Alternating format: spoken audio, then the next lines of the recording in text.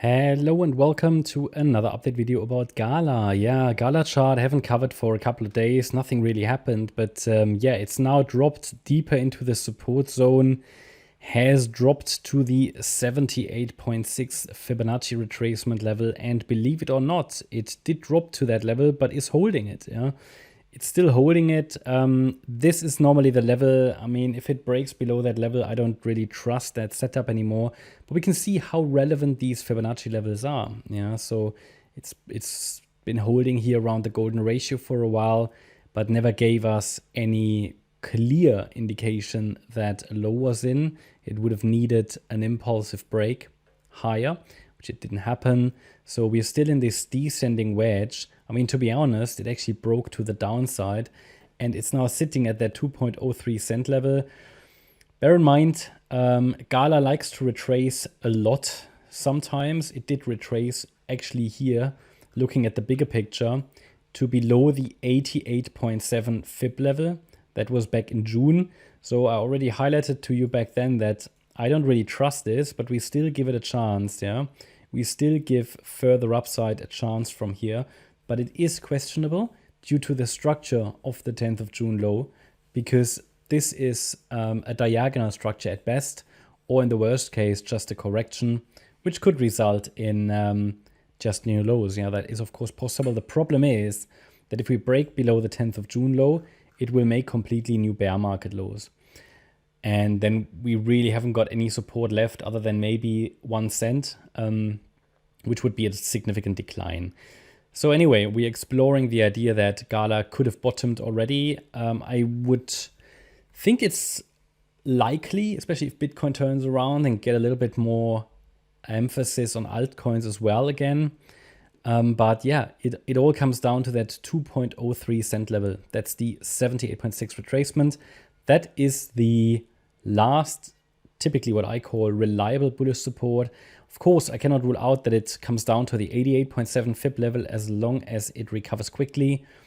It definitely has a chance. Official invalidation of this setup higher is below 1.81 cents. Then things are really going to get uncertain. Until then, we can observe if we see a low. At the moment, I can't see one. Yeah.